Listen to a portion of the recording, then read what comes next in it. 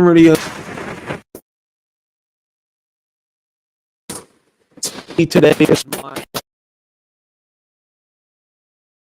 and happy and very grateful wife, family, friends. Oh,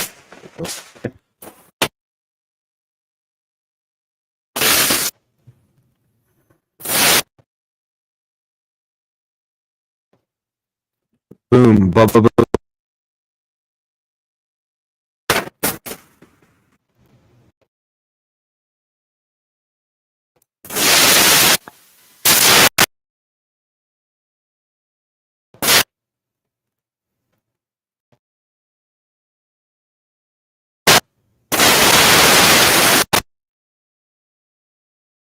You hear?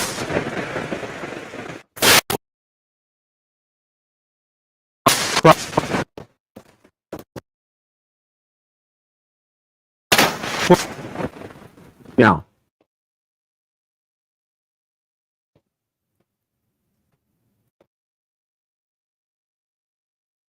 hang on.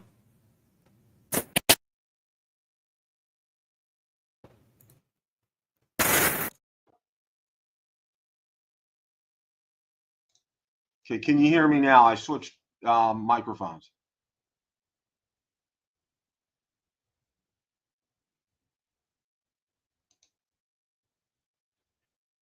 Yes, no. What do you guys say? I switched microphones. Okay, thanks, Andy. I'm sorry about that. I'm having problems with this, so I think this is going to get low volume. I'm sorry, guys. I'm sorry. I'm using the webcam's microphone here. As for some reason this is crapping out on me, and I got to get a new one. I've had this for about 5 years, so I'll try to talk a little bit louder for you guys. Sorry about that. I do apologize. I had that problem. Didn't have a problem last night when I did my Rotor Talk Live, but then I went to record a video afterwards, and it was very spotty afterwards here. Okay, thank you. Good deal. Good deal. Okay, thank you guys. I appreciate that. I'm gonna have to get another new. I really like that other microphone. I'm gonna have to get a new one here. So that's kind of the way things are.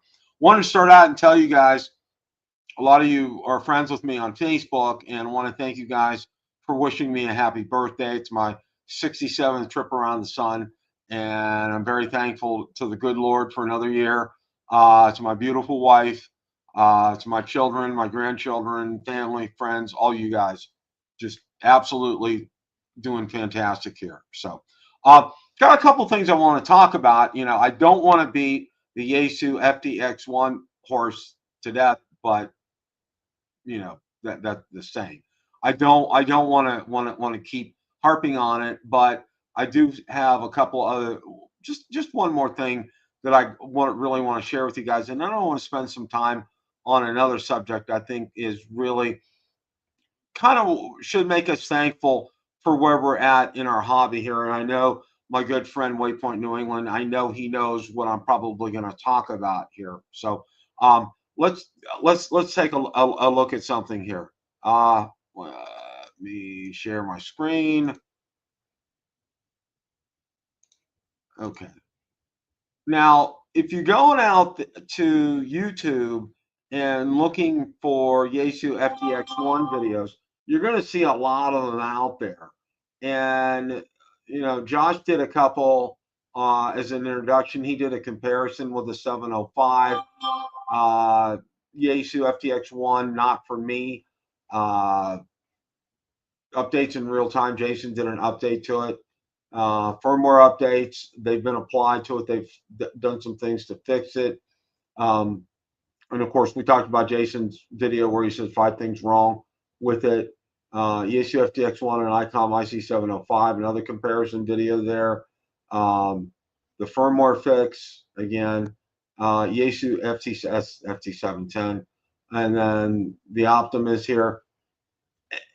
And there are a whole host of other ones here. Just for me, and I'm going to say this, for me, guys, you know, I don't remember when the 705 came out that it had the kind of issues that the Yaesu FTX1 is having. Okay. And, you know, I think, again, as we talked about last week, and I want to, I wash, rinse, repeat, but I do want to, you know, my thoughts is they rushed it into production. I think they should have held off.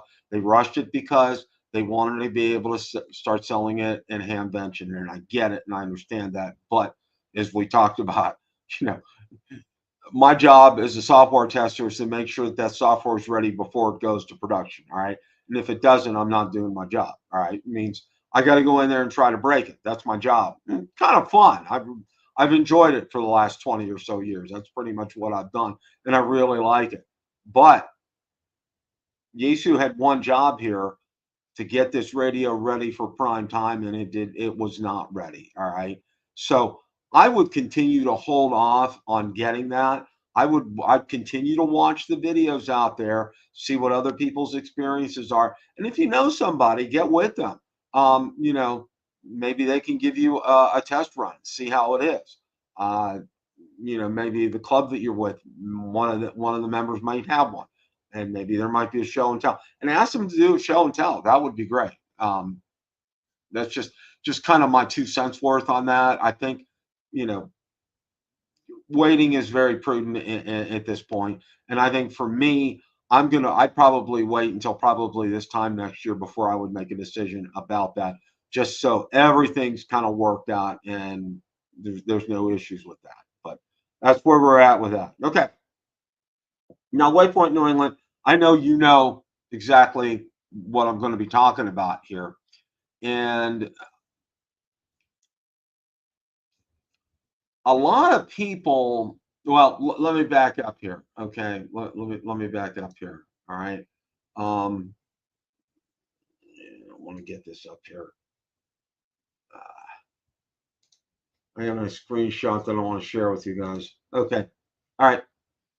A lot of people badmouth the ARRL, and a lot of it has to do with the organization itself. A lot of it has to do with increased costs for dues and benefits. You know, the benefits, I'm not here to debate that. Okay. You know, it probably needs some reorganization, some reworking, and I get it and I understand that. That's just one of these things. But for me, I see a benefit from it. All right. For example, all right, and I'm going to go over this here, and this is kind of what I got off of Chat GPT, and I brought this up here. Let me get the right window here. Yeah. All right.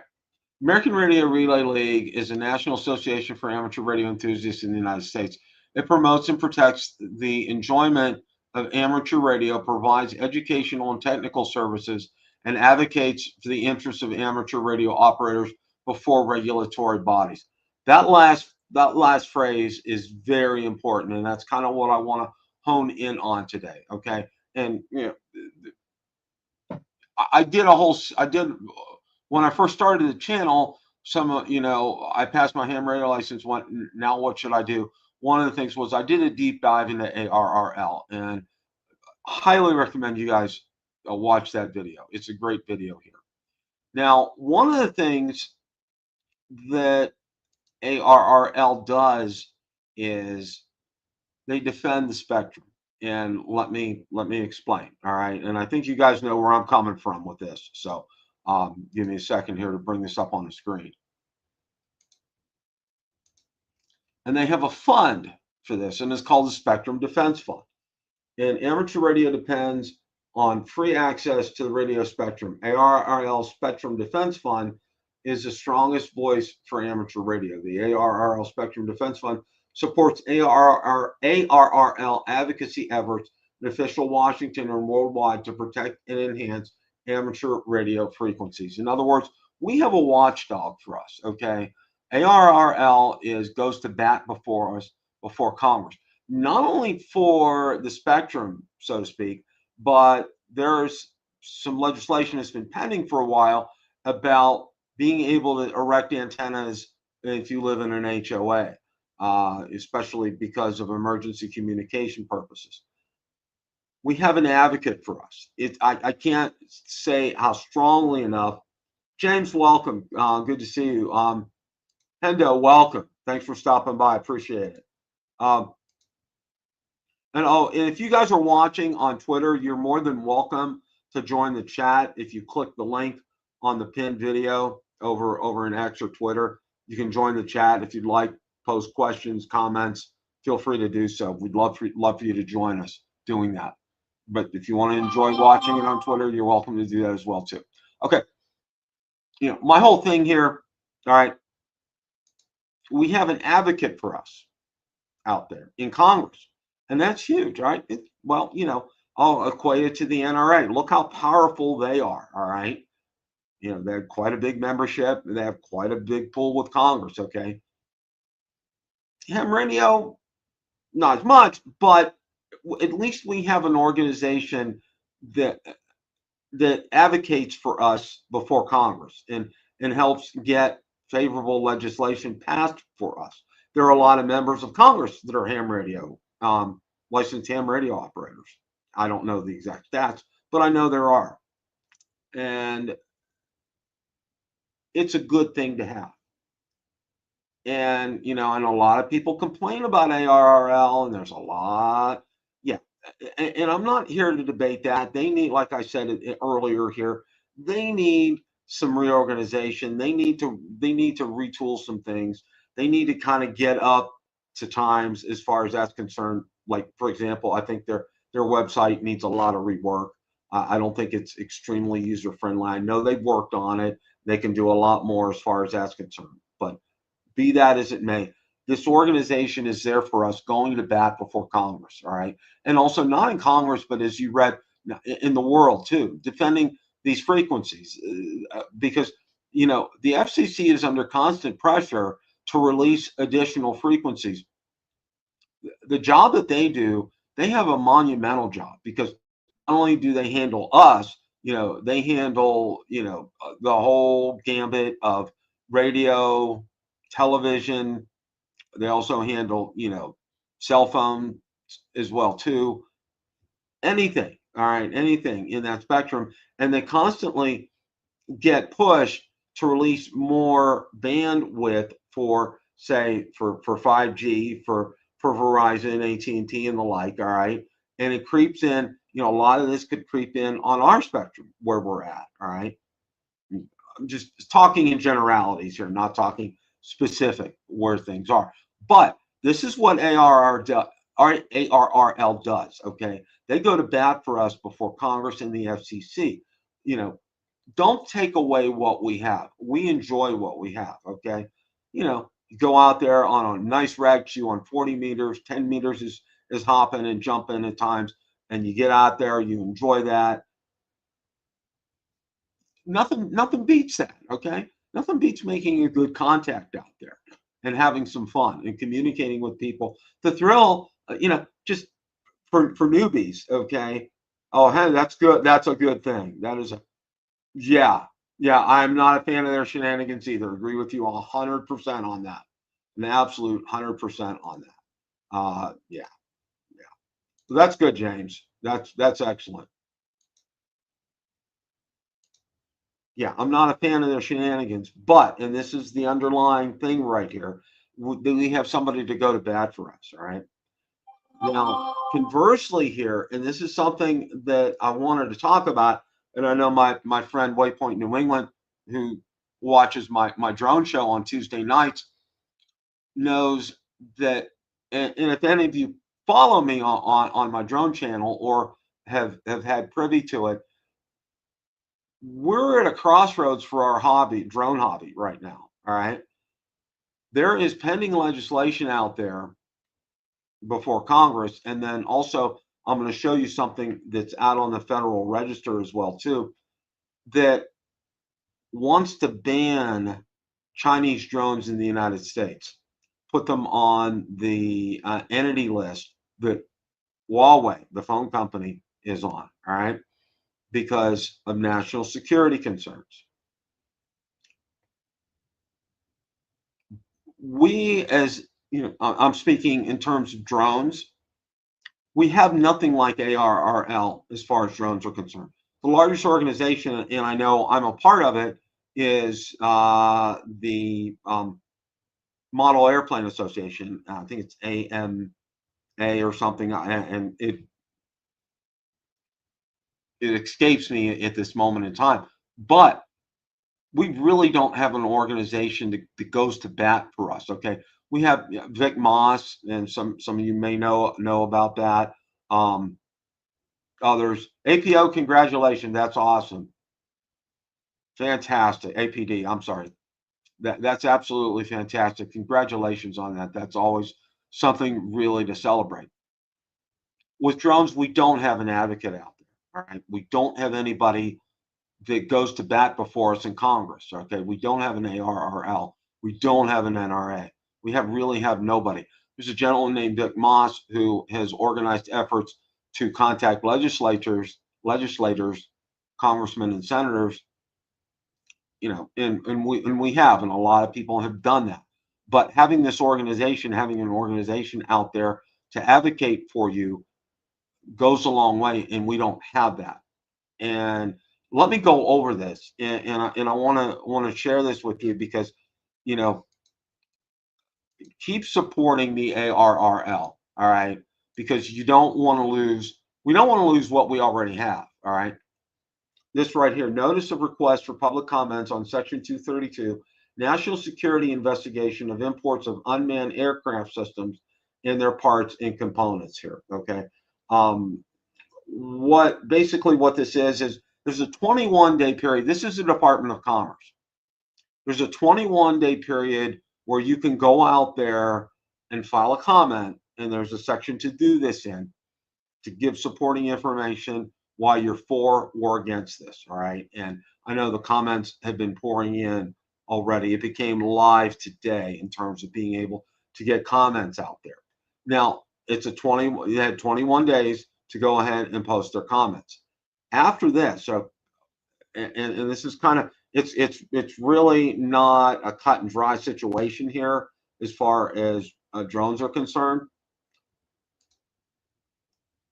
Yeah, James, it is. They are just, the FAA is just, they're another one of the alphabets that's just getting around them is pure insanity. It really is. It is absolute pure insanity.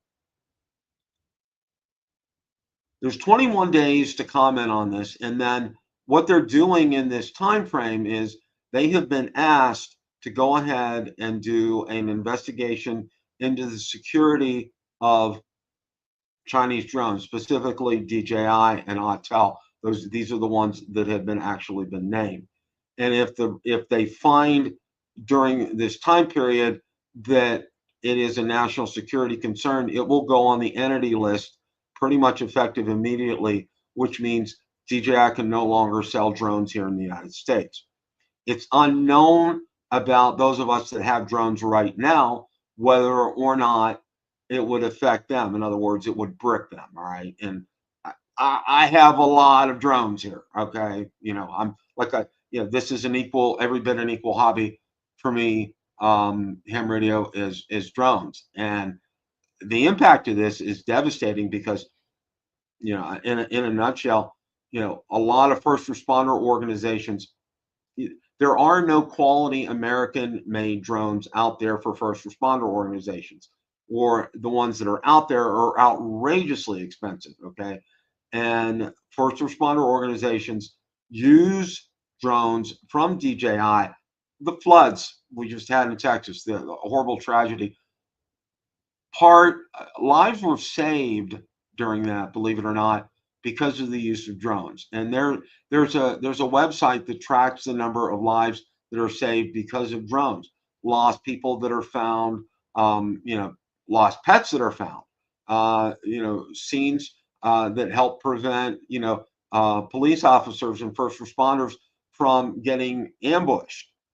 Just a whole host of things as far as that's concerned. Plus, there are hundreds and hundreds of people who have businesses that use drones, real estate photography, gas line inspection, cell phone tower inspection. The list goes on and on and on and on. And all of them use drones most of them made by DJI or Autel. And independent audits have gone out there and verified that there is no national security concern. Yeah, James, that's a really good question.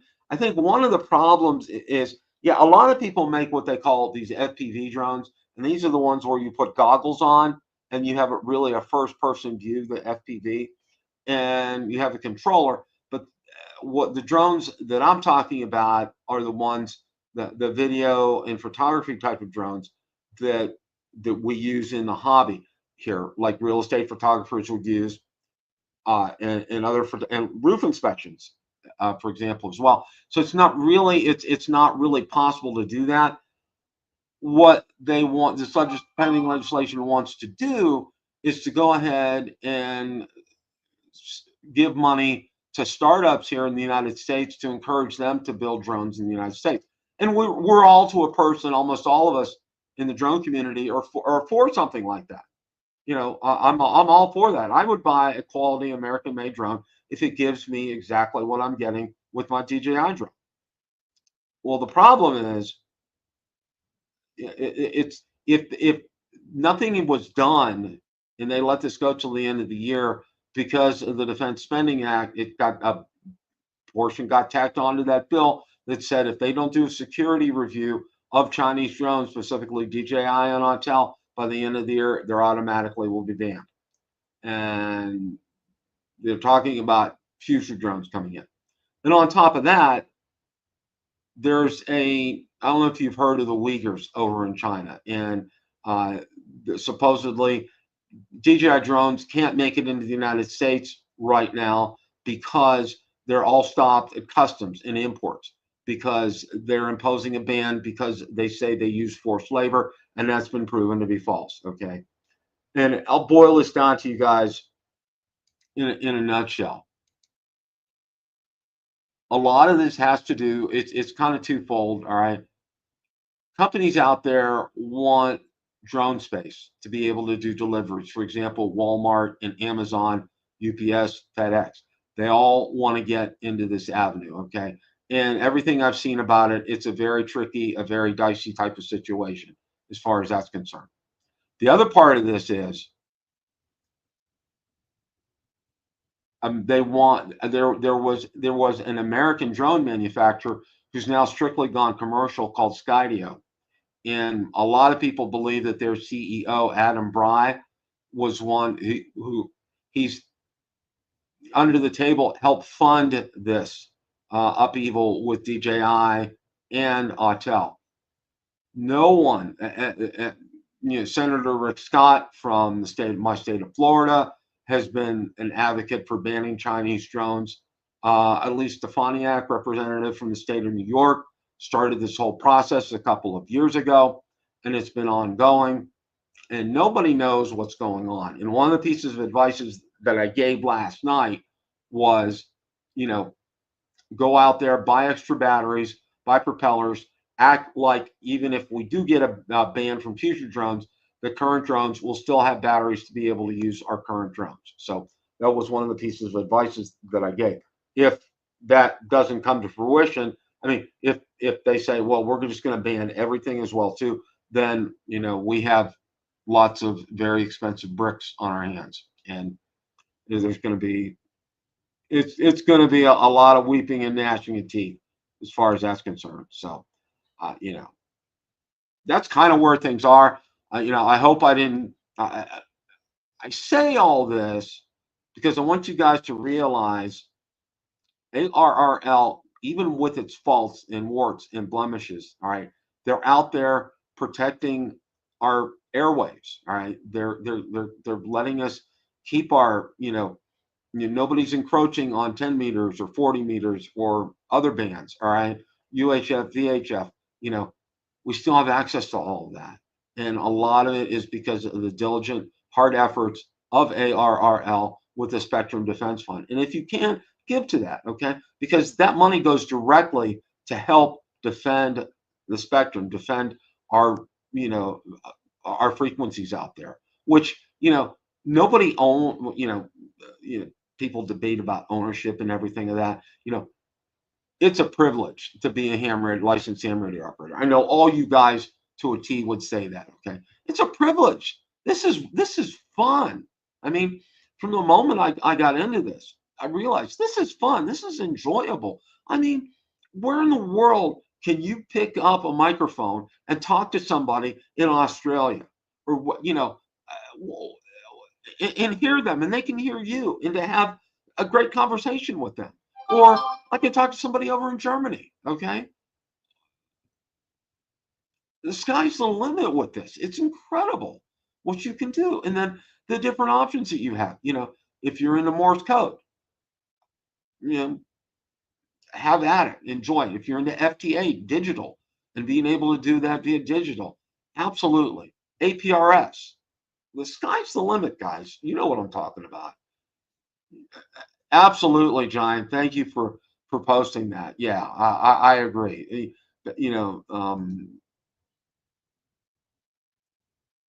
Oh, okay. All right. That's. Thank you for posting that, James. That's great. You know, it's. I can't say this enough. All right. When you, yeah, people are talking about, membership prices are going up. No, I don't get hard copy magazines anymore. You still have the option to do that. It's going to cost you more money to do that. I opt to do that because I have a nice treasure trove of information there, hard copy. Yeah, I could get digital, but you know what? I would rather have hard copies. That's just me. That's just who I am. Just to have it on a piece of paper. And there are so many incredible projects in there, tips and suggestions. That's why I continue to get that. I just file it away, and I look online to see where a lot of this is, and I'll pull that issue out, and there I have it right there. I don't have to print it off.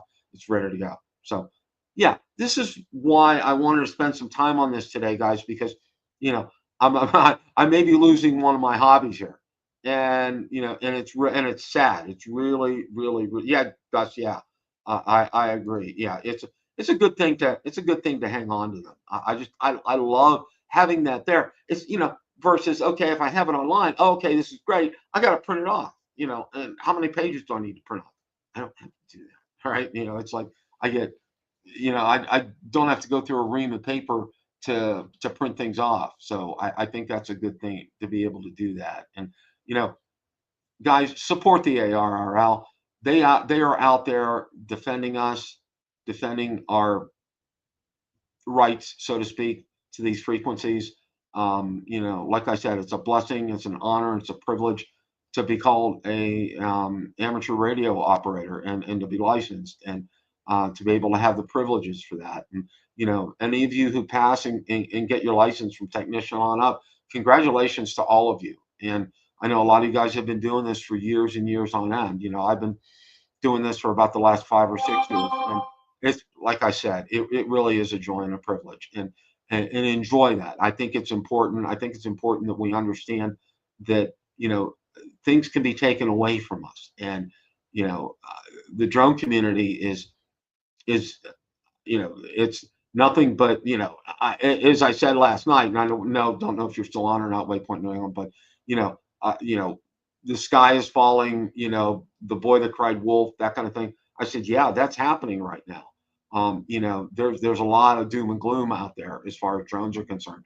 But I told people on the positive side, get out there, get batteries, get propellers, any accessories that you can still buy, and keep those handy for the drone. And don't go out. And the other thing I said, don't go out and buy new drones right now. I would not do that. They're difficult, number one, to get. Number two, you're going to probably have to go and pay a premium for them, especially probably out on eBay. Don't be doing things like that. Yeah. Yeah, they are. Yeah, yeah, Gus, I do. I do really fear the worst here. And the news is not good. A lot of people were trying to have a positive spin on things last night, but as I told them, I just really, think that, this is the cards have been stacked against us. They haven't shown us one shred of evidence. They probably never will, and they don't have to take this away from us. And it's brought me as much joy as ham radio has brought me. And what I think the worst case scenario that I think is really going to happen is, yeah, I think they'll stop DJI drones from coming into the United States and Chinese drones, but they'll allow us to keep what we have. And in the interim, until an American company can come in and take that over and give us the quality products, I think we'll get there. It's just going to take some time. So you're going to have to, especially, and one of the things that I told everybody last night is to go out there. Yeah, see that, exactly. That, Gus, that's fantastic. That's absolutely fantastic. That, yeah, James. Yeah, you're probably right. I agree. So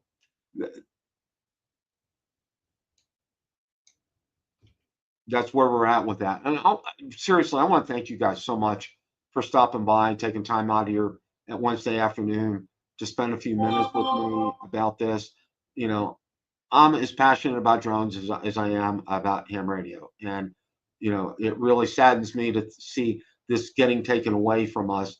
And a lot of it, I think if we haven't had an advocate for us like ARRL, I think things would be a lot different. I think we wouldn't be facing this, but who knows? I have 1% hope the ship may get righted. I don't know, but be that as it may. So, excuse me for that. I want to thank you guys for a great chat today. It was absolutely fantastic. Enjoyed that so much. And thank you for jumping in. Appreciate all that. Appreciate all you guys coming here again and taking time out of your Wednesday afternoon to spend a few minutes with us. And if you're considering re-upping your membership with ARRL, do so. That's all I can tell you. They're there for us. They're an advocacy for us. And they'll get their problems worked out, and just, be an active and involved member. That's what I have to say. So, guys, as always, it's a great day to make a QSO. 7-3s, everybody. Have a great rest of your evening.